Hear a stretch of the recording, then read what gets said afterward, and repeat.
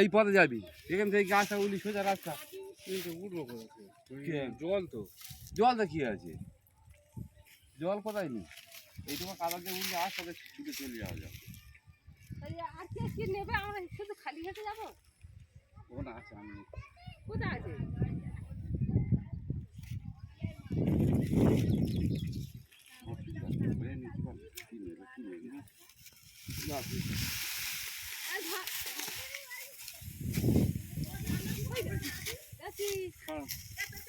ভালো আছে